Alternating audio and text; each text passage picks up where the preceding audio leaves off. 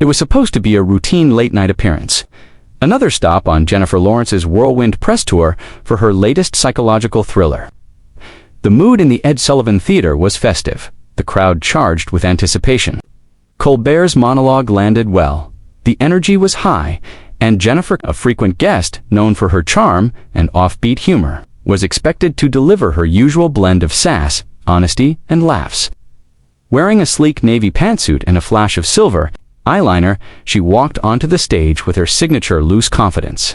The audience applauded wildly, and Colbert greeted her with open arms.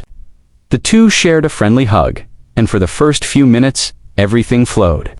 They joked about wine, improv, and her awkward teenage years. But underneath the laughter, producers behind the scenes were already whispering into headsets.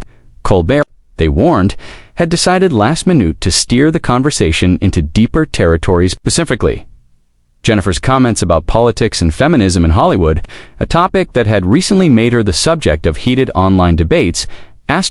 Jennifer had never been shy about speaking her mind. Her 2017 essay on the gender pay gap had gone viral. She had once famously said that people being neutral in times of injustice were taking the side of the oppressor. But in recent months, her remarks in various interviews had stirred controversy. A comment during a European press junket about Americans needing to read more books than memes had especially drawn criticism, with some accusing her of being elitist. Colbert, known for his intellectual jabs and sly challenges, eased into the discussion subtly. "You've always been bold, Jennifer," he began, smiling. "And recently you said something interesting about memes being, what was it? Brain pollution." Jennifer chuckled awkwardly. "I mean, kind of," she said, brushing a strand of hair from her face.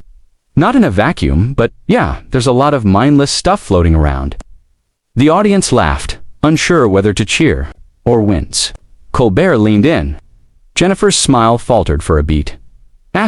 She took a breath and adjusted in her chair. "Look, I'm not trying to lecture people," she said, her tone steady but clearly guarded. "But we live in a world where headlines get taken more seriously than facts. That worries me. If that makes me sound preachy, then ... okay." Colbert nodded, but pressed again, quoting a recent op-ed that criticized her as being out of touch with working-class America. The tone shifted palpably. Jennifer raised an eyebrow. "Do you think I'm out of touch?" she asked. Colbert, playing coy, replied, "I think sometimes even well-meaning people can come across that way. Doesn't make them wrong, just ... maybe unaware." The word unaware hung in the air like smoke. Jennifer's expression tightened. "I've worked since I was 14, she said. "I didn't grow up with a silver spoon. I've earned every single dollar, every scene, every headline." Applause rose briefly from a corner of the audience, but the tension was now unmistakable. Colbert tried to lighten the mood with a joke about Kentucky Fried Wisdom, but Jennifer didn't laugh. Instead, she shifted in her seat and crossed her legs with slow deliberation. "You know, it's funny how quick people are to say someone's privileged just because they're successful now," she said. "No one said that when I was auditioning in someone's garage eating ramen for a month." Colbert nodded again, but asked whether fame gave her a responsibility to speak more carefully. That was the final straw. Jennifer's voice grew sharper. "Carefully," she echoed, "or quietly?" "Which one are you asking for, Stephen?" He blinked, surprised by the steel in her voice. "There's a difference," she continued.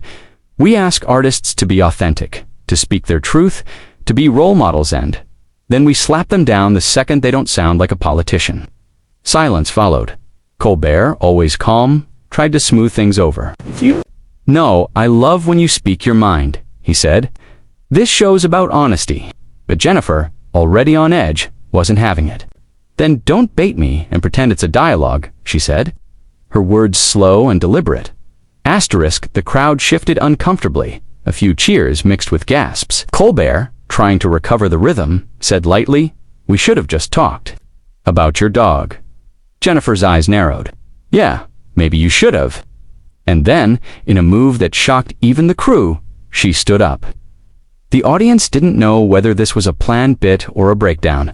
She removed her mic, handed it to the floor manager, and with a small, tense smile, said to Stephen, "Next time, maybe stick to the movies."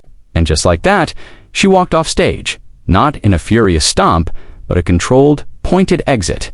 The camera tried to follow, but the director cut to commercial. The studio erupted behind the scenes. Producers scrambled. Colbert, momentarily stunned, took a sip of water and chuckled to the now silent audience. "Well, I guess I'll be reading those memes tonight." The clip hit the internet within minutes, raw and unedited. A backstage staffer had recorded the moment Jennifer yanked off her mic and turned her back on the stage. It took less than an hour for #JenniferStormsOff and #Colbert clashed a trend worldwide. Opinions split instantly, igniting the internet like wildfire. One side hailed Jennifer as a truth-teller, a woman refusing to be cornered and dissected for speaking with conviction.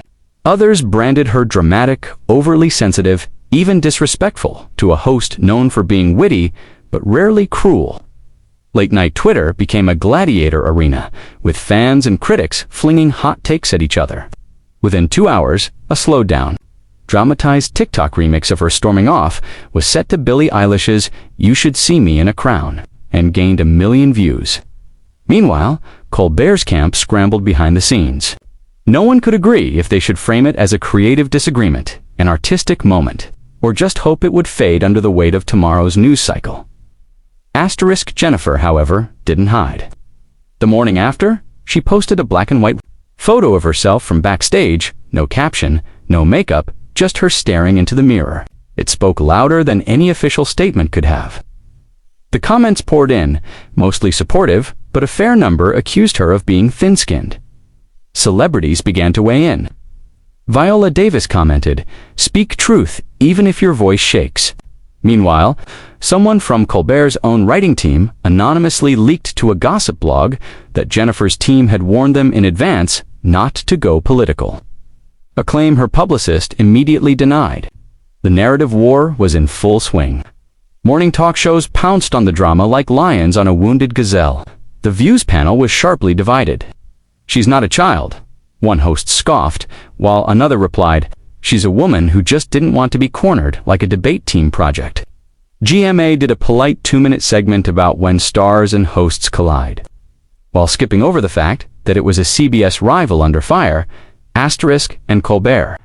He kept mostly quiet for 24 hours. Then, at the opening of his next monologue, he looked into the camera with a smile that didn't reach his eyes and said, "Last night was fiery. Not exactly the Hunger Games we were expecting, but hey, may the odds be ever in our ratings' favor." The audience laughed awkwardly. "We love Jennifer here, always have. We hope she comes back maybe next time with fewer fireworks and more dogs." It was a soft deflection, but the message was clear. No apology, no escalation, just distance. Still, the clip was replayed and dissected by body language experts, PR consultants, and YouTubers hungry for viral content. One commentator analyzed the shift in Jennifer's posture, frame by frame. Another did a 40-minute deep dive titled "The Moment Colbert Lost Her and Why It Matters." Despite the storm, or maybe because of it, Jennifer's upcoming film saw a spike in online interest. The trailer, which had only gotten moderate attention before, suddenly surged to the top of YouTube's trending tab. But what really flipped the script came 3 Nights Sweater. No glam squad, just her in a Brooklyn loft with a glass of wine. "I'm not mad," she said calmly. "I'm not fragile. I'm just tired of being interrupted mid-sentence and having my entire intention rewritten in real time." She talked about the moment the laughter on Colbert's stage shifted into discomfort. It felt like being invited to a dinner party, then being served an interrogation instead of dessert. The podcast was raw, human, and stripped of the studio theatrics. Jennifer even admitted that she had rehearsed possible answers backstage, of which she got to deliver. "I'm not saying I handled it perfectly," she confessed, "but I wasn't going to smile through a moment where I felt reduced to a caricature of my own beliefs." The clip of her saying "I felt reduced to a caricature" alone racked up 5 million views in under 12 hours.